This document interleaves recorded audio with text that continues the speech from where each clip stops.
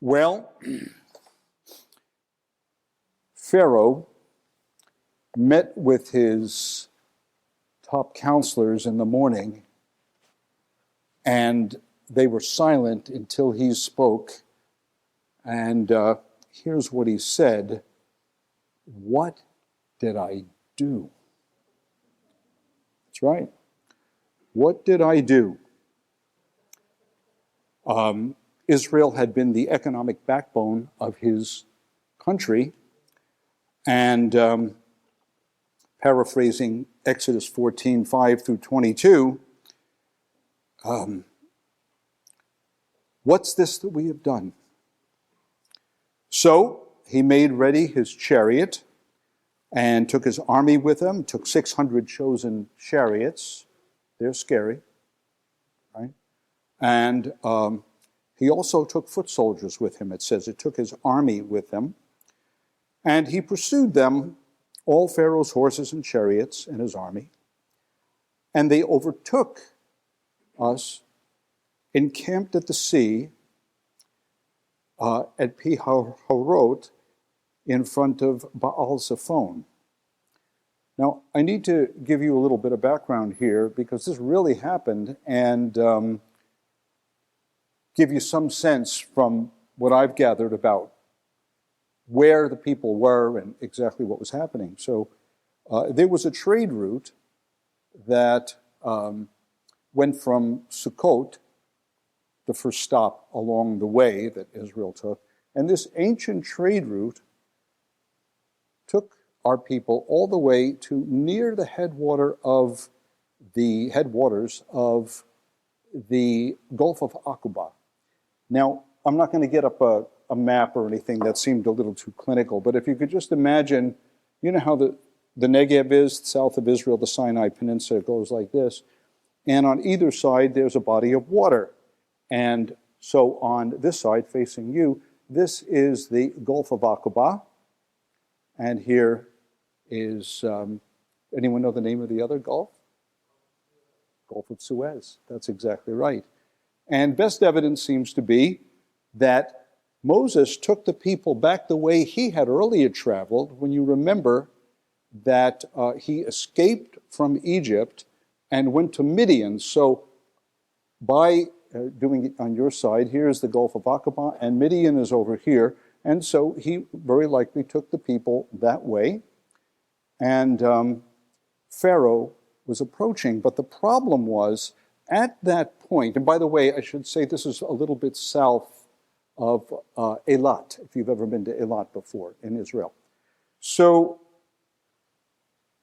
he approached the people. We're on the beach, and right behind us is a very steep, rocky, craggy way down, totally unfit for chariots.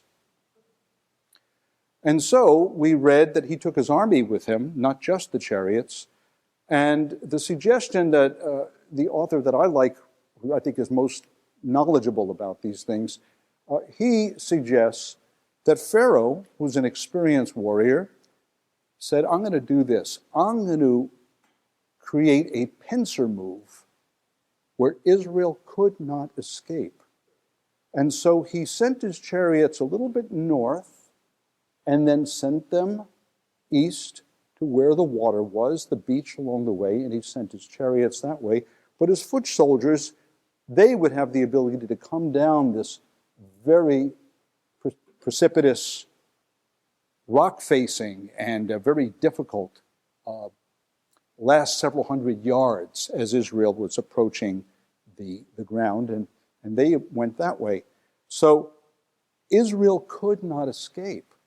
There was no escape, because we might have hoped, and my guess is this was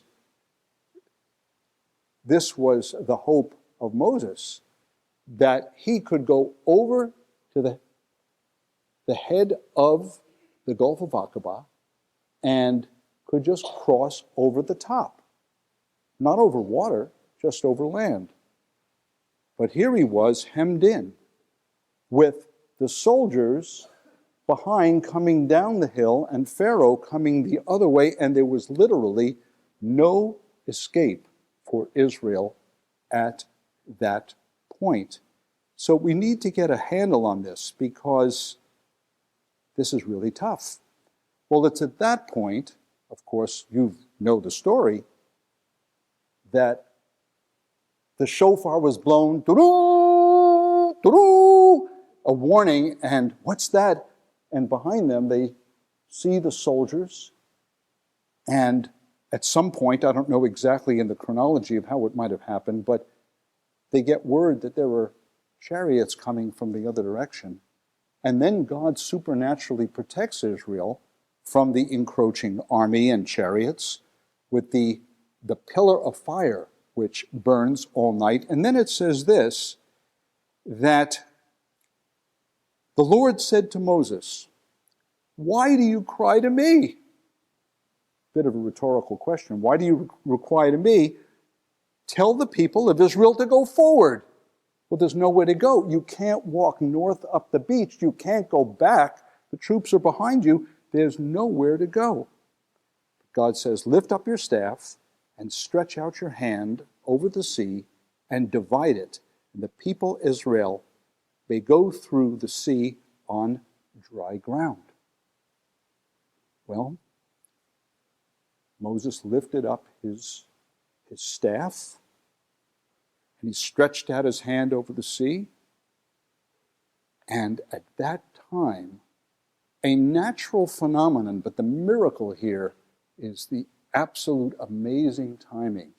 It says, drove the sea back by a strong east wind all night, and made the sea dry land. And the people of Israel went into the midst of the sea on dry land, the waters being a wall to them on their right hand and on their left. And the Egyptians pursued them and went in after them into the midst of the sea. All Pharaoh's horses, his chariots, his horsemen, everybody. Then the Lord said to Moses, as the people were going through, stretch out your hand over the sea when they make it to the other side, that the water may come upon the Egyptians, upon their chariots, and upon their horsemen. So Moses stretched out his hand over the sea, and the sea returned to its normal course when the morning appeared.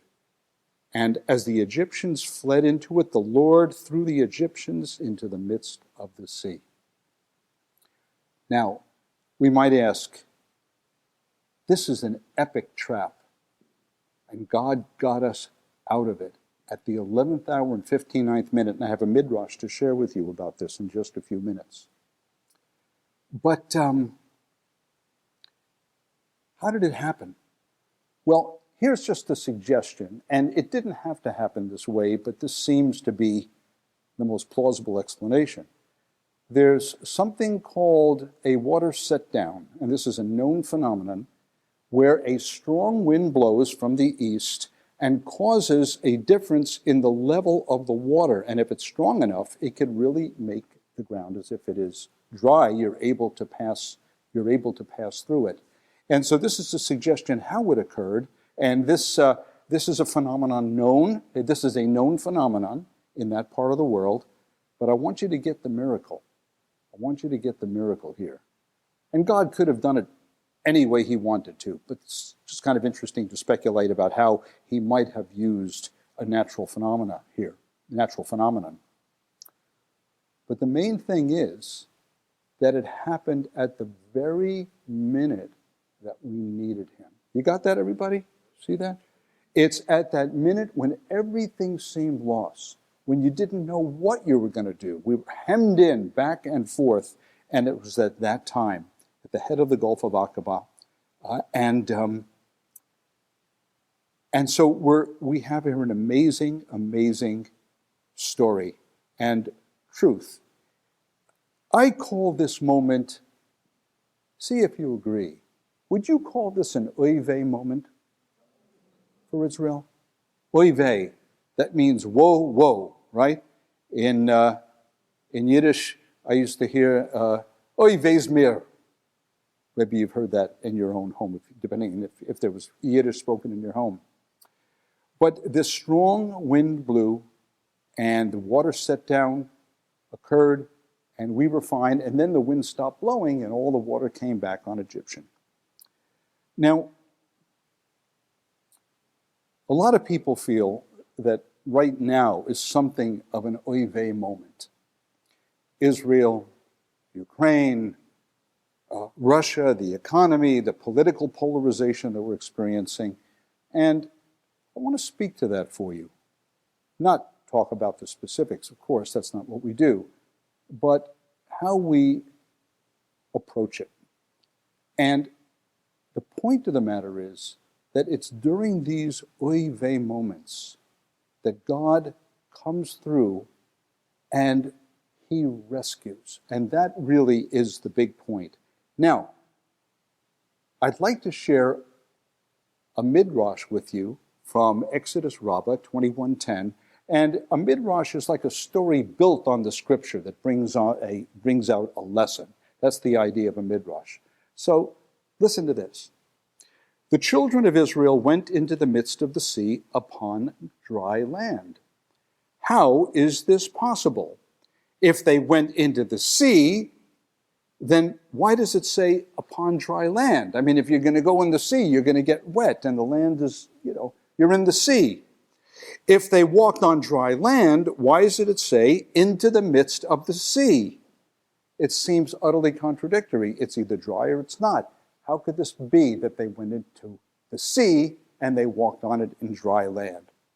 This is to teach that the sea was divided only after Israel had stepped into it and the waters had reached their noses. Only then did it become dry land. Now, this teaches a powerful lesson.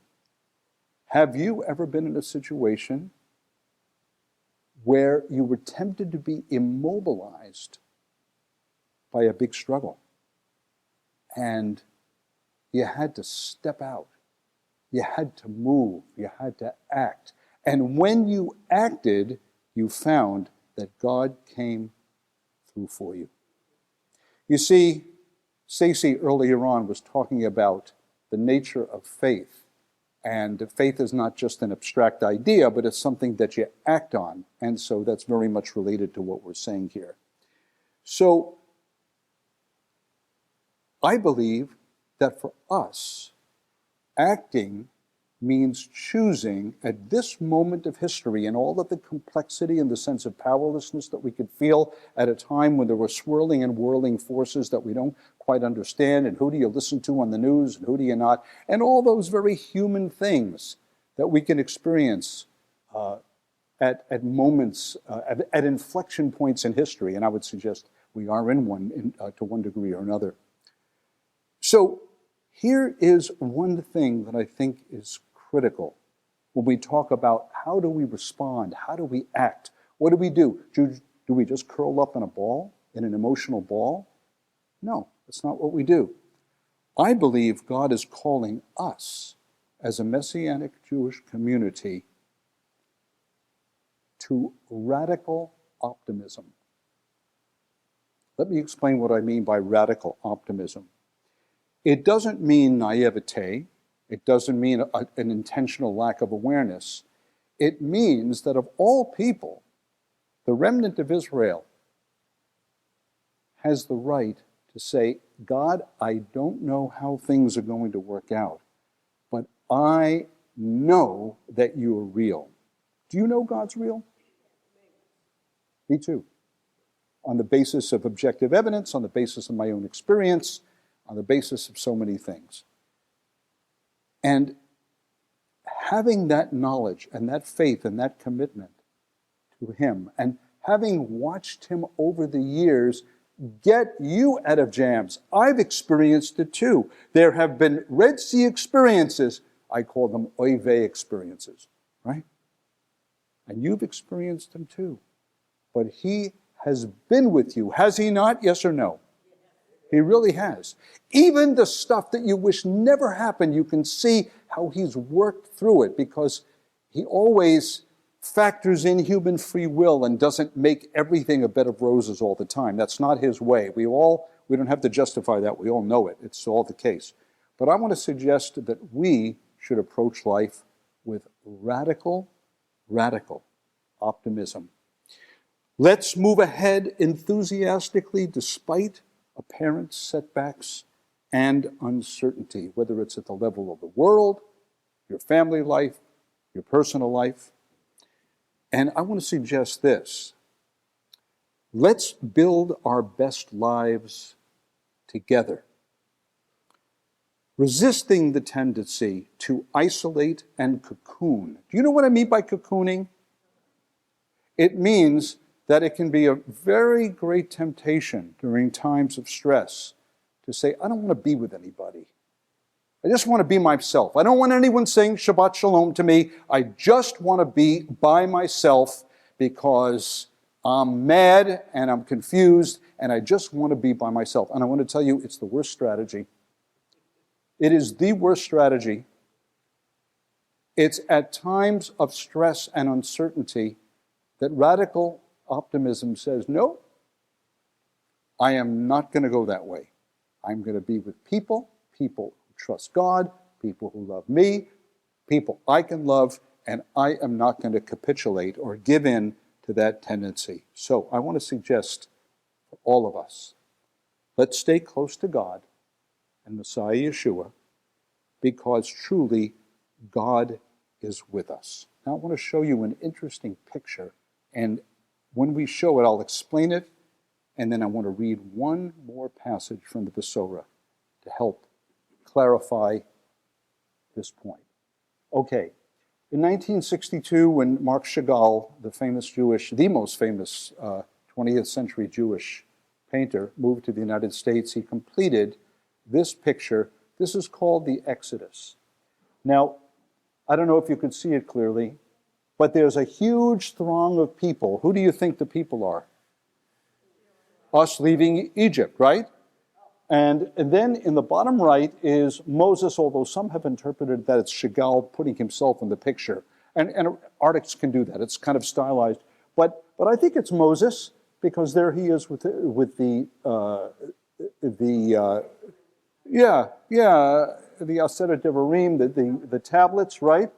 And he's there. But who is right center, leading everyone forward? It's Yeshua.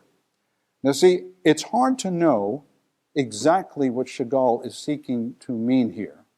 Maybe he's saying that the people are leaving Egypt with Yeshua in the sense that the Jewish people have been so often crucified as he was. That's a reasonable interpretation.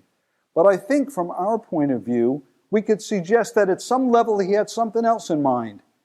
Yeshua was with us at the Red Sea, and he has always been with us.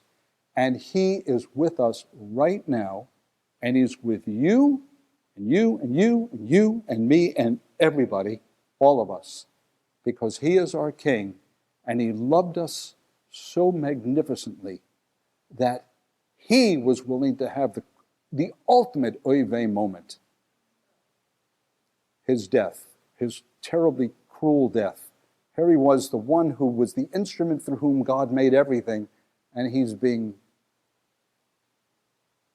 killed by elements in his own creation.